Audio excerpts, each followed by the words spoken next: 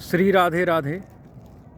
मैं प्रयागराज त्रिवेणी जननी के चरणों में गोद में बैठ कर के आप सभी को गणतंत्र दिवस की हार्दिक शुभकामनाएं देता हूं। जो हमारे भारत सरकार या भारत के गणमान्य जनों के द्वारा जो दिव्य संविधान प्रारंभ हुआ, जिस एक विधि विधान के अंतर्गत हम लोग जीवन जीना प्रारंभ किए, उसके लिए बहुत बहुत शुभकामनाएं। आज ही वो दिनांक है अंग्रेजी के हिसाब से जिसमें ये मनाया जाता है। आप लोगों को मैं बताना चाहूँगा, अपने वेदों में भी लोकतंत्र के बारे में बड़ा सुंदर वर्णन मिला है। एक लोकतांत्रिक राष्ट्र का सबसे मूल स्वरूप कैसा होना चाहिए, तो कह रहे हैं कि स्वराजस्थ राष्ट्रदा राष्ट्रम में दत्त स्वाहा। राष्ट्र स्वतंत्र होना चाहिए और जनभृतस्थ राष्ट्रदा राष्ट्रम में दत्त स्वाहा।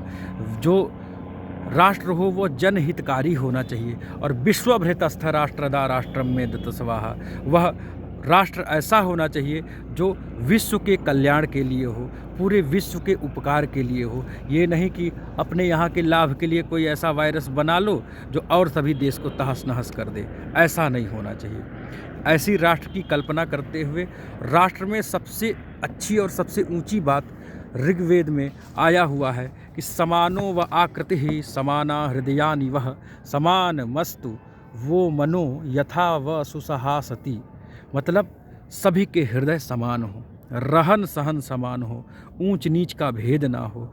ते अज्येष्ठा अकनिष्ठास उद्भिक्षो मध्यमासो महसा विवा वृधः। मतलब कोई बड़ा और छोटा की भावना न रखते हुए एक दूसरे के प्रति प्रेम की भावना स्थापित करके और सुंदर एक राजा का वर्ण करे। उस राजा से यही कहे, ये अथर्ववेद में है। समिति और सभा दो राजा के पुत्र बताए गए हैं। उन पुत्रों का अच्छे से अनुपालन करते हुए उनका साथ पा करके राष्ट्र का संचालन राजा करे। प्रजा कहे कि हम पांचों दिशाओं से आई हुई प्रजा, हम तुम्हारा वरण करती हैं और तुम हमारे राष्ट्र को सुरक्षित रखो। अपने बुद्धि बल विवेक से इस राष्ट्र को संचालित करो। और जनता अर्थे तस्थ राष्ट्रदा राष्ट्रम में दत्त स्वाहा।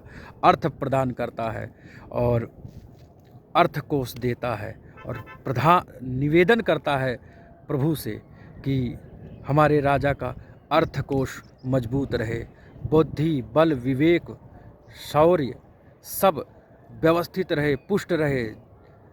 ऐसा जनता निवेदन करती है अपने राजा के लिए और उस राजा का चुनाव करती है, निर्वाचन करती है। वो कहती है हम पांचों दिशाओं से आए हैं, हम तुम्हें निर्वाचित कर रहे हैं, तुम मेरे ऊपर शासन करो, हम सब अनुशासनहीन ना हो। और उस राजा के लिए प्रार्थना करती हैं कि हे प्रभु, ये अनुशासन अपने अनुशासित रहने में सक्षम रहे, तभी हम लोग को अनुशासित कर पाएगा। ऐसा अपने ऋग्वेद आदि अथर्ववेद आदि यजुर्वेद आदि वेदों में सुंदर राष्ट्र की कल्पना है, गणतंत्र की कल्पना है, लोकतंत्र की कल्पना है। और वैसे ही आज जो संविधान लागू हुआ है, जो गणतंत्र बना है, उस गणतंत्र का हम अनुपालन कर रहे हैं। वही दिवस आज भी है। इसके लिए मैं शुभकामनाएं देता हूं। पूरा भारत उन्नति करे। और सुनो, भूल मत जाना, मैं बहुत बड़ी बात बता रहा हूं कि आज भोग विलास मार, जब 1 जनवरी आता है, युवा हम प्रयागराज में थे, रात भर शराब पी करके नाच रहे हो, भारत माता के जय, भारत माता, मतलब एक शुद्ध ऐसे चिल्लाए भारत माता के, चिल्ला रहे हो तुम पागलों की तरह। तुम्हें पता है कि उस गणतंत्र के लिए और उस आज़ादी के लिए रातों का नींद गंवाया लोग, पति पुत्र बंधु बांधव स्वजन संबंधी छोड़ करके केवल राष्ट्र की उन्नति, राष्ट्र को स्वतंत्र करने के लिए अपने जीवन को दांव पर लगा लिया। धरती माँ को ही, भारत माता को ही अपनी पत्नी, अपनी माँ, अपनी बेटी, अपना भाई सब मान लिया। भूखे पेट परिवार त्याग करके, जीवन शरीर त्याग करके और स्वतंत्रता दिलाए, और तुम शराब पी करके तुम मना रहे हो। ये सब मत करना। अपने जीवन को अच्छे से रखो, तभी गणतंत्र और लोकतंत्र तभी काम आएगा तुम्हारे। स्वतंत्रता भी तभी काम आएगी जब शरीर से स्वस्थ रहोगे, मन से स्वस्थ रहोगे, कर्म से स्वस्थ रहोगे। शरीर मन कर्म नहीं बिगड़ने पाए। शास्त्रोक्त विधि थे जो हमारे शास्त्रों में गुरुओं ने अनुशासित कर दिया है, उस शास्त्रों के अनुसार अपने जीवन को जीते हुए गणतंत्र को मनाइए और गणतंत्र योग्य बनिए। राधे राधे। बहुत बहुत शुभकामनाएं। धन्यवाद।